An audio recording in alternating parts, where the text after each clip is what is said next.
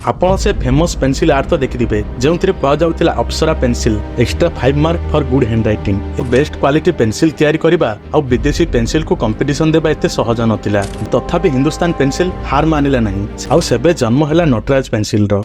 आज आम एक एपरी ब्रांड विषय जानिबा जहां मेड इन इंडिया हेबा पर भी सारा विश्व रे प्रसिद्ध होईछि। नटराज एंड अप्सरा आपण ही ब्रांड रो पेंसिल इरेजर शार्पनर केबे ना केबे तो यूज करिथिबे। मु भाबुछि एमिति केही भी नथिबे जेही ब्रांड विषय रे सुनि नथिबे। आसंतु आज आमे जानिबा किपर एही दुईटी ब्रांड एक सिंपल पेंसिल फैक्ट्री रो स्टार्ट होइथिला किंतु आज हजार हजार कोटी टका कमाउछि।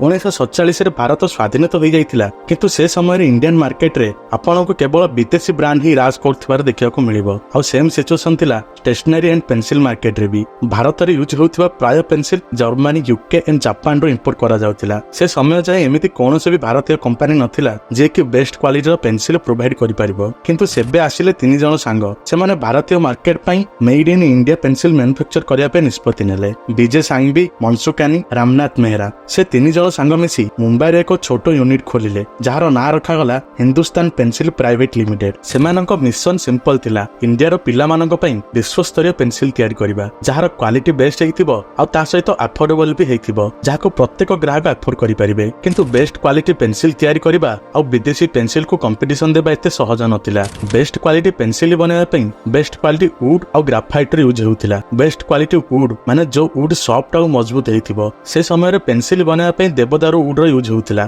जोटा कि फॉरेन कंट्री रे अधिक देखिया को मिलुथिला आ सेमानकु भारत इंपोर्ट करिवार खर्च बहुत अधिक पडुथिला। एमितिरे यह एक बड़ चैलेंज थिला बेस्ट क्वालिटी वुड खोजिबा। किंतु विजय सांगवी आ ताको सांग माने मिसी एहार भी सॉल्यूशन काढिले। से माने भारत रे मिलुथिबा काठरो पेंसिल बनाबा पे निष्पत्ति नेले जहा देवदारू वुड फली स्मूथ आ मजबूत होइथिबो। से माने पेंसिल बनाबा पे पॉपुलर वुड आ बेस्ट क्वालिटी रो ग्राफाइट यूज कले आ सेबे जन्म हैला नटराज पेंसिल रो जोटा कि लेखिया पे स्मूथ थिला आ बहुत लंबा समय जाय चालुथिला। एही पेंसिल मार्केट रे लॉन्च तो होइगला किंतु यह सहित प्रोब्लेम भी फेस करबा को पड़िला। जेमिति कि से समय रे भारतीय को मन रे मेड इन इंडिया प्रोडक्ट रो इमेज खास नथिला। समस्त भाबुथिले मेड इन इंडिया माने क्वालिटी निश्चय बेकार हेतिबो। तेनु कोनोसी सेलर रिस्क नेबा पई चाहू नथिले कारण आगुर ही मार्केट रे विदेशी पेंसिल राज करथिला। किंतु तथापि हिंदुस्तान पेंसिल हार मानिला नहीं। से माने ग्राउंड लेवल मार्केटिंग स्टार्ट कर देले। स्कूल कंपटीशन, ड्राइंग कॉन्टेस्ट आयोजित कले। दुकान दुकान बोली सेलर माननको पेंसिल रो क्वालिटी शो कले जहा पर लोक माननको मन रे क्वालिटी को नै जो संकोच थिला ताहा दूर होई गेला कारण सत्तर नटराज पेंसिल रो क्वालिटी टॉप क्लास थिला और लेखिबा पाई स्मूथ थिला बिल्कुल विदेशी ब्रांड भली फील देउथिला। ता परठु नटराज पेंसिल इंडियन मार्केट रे पॉपुलर हेबारे लागिला। छोटो दुकान रो नै बड़ बड़ सुपर मार्केट जाय सबुटे ही पेंसिल मिलिबा स्टार्ट हे गला और लोक एहाकू बहुत पसंद भी गले। से समय रे कंपनी भाबिला जे केवल स्टूडेंट और ऑफिस वर्कर मानक पई काहेकि प्रोफेशनल डिजाइनर और आर्टिस्ट मानक पई भी एक हाई क्वालिटी पेंसिल आसीबा दरकार। एक एमिति पेंसिल जोडा कि लुक रे प्रीमियम और क्वालिटी रे नटराज टू भी बेस्ट हेतिबो। और एही प्रॉब्लम को सॉल्व करिवा पई से माने लॉन्च कले अप्सरा पेंसिल जोडा कि नटराज टू स्मूथ और क्वालिटी रे बेस्ट थिला। एही पेंसिल आर्टिस्ट मानक मध्ये अधिक फेमस हेबारे लागिला। एहा सहित हिंदुस्तान पेंसिल भारत बाहर मध्ये निज पेंसिल को एक्सपोर्ट करिबारे लागिले और global market Nataraj and Apsara pencil रो डिमांड बढ़िबारे लागिला। किंतु जेमिति आपण माने जानिचंती बिजनेस रे सब बेले अप एंड डाउन आसीबा स्वाभाविक। 1991 रे भारतीय सरकार विदेशी कंपनी माननकु इंडिया रे मैन्युफैक्चर एंड सेलिंग पे परमिशन दे देले जा फल रे नटराज और अप्सरा पई मार्केट रे कंपटीशन बढ़ी गला। और एही प्रॉब्लम को सॉल्व करिया पई हिंदुस्तान पेंसिल खाली पेंसिल जाय सीमित न रही से माने स्टेशनरी इंडस्ट्री रे भी पाद रखिले। Dust free eraser, geometry box, ball pen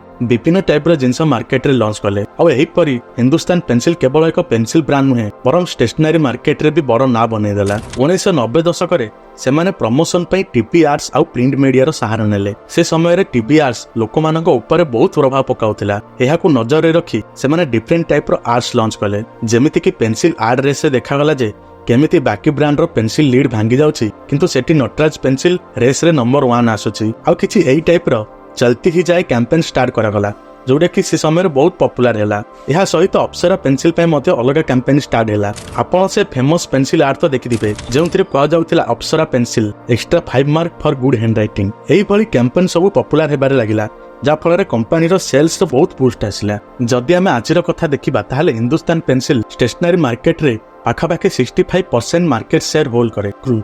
India सबुठु बड़ स्टेशनरी ब्रांड हेबार यात्रा सहज नथिला किंतु कंपनी निजर इनोवेशन और निजर क्रिएटिव आर्ट कैंपेन जोगु यह करिकि देखाइला। आज जेबे भी आमे पेंसिल रो ना सुनुचंती आम मन को केवल दुईटी ही ब्रांड रो ना आसे नटराज और अप्सरा।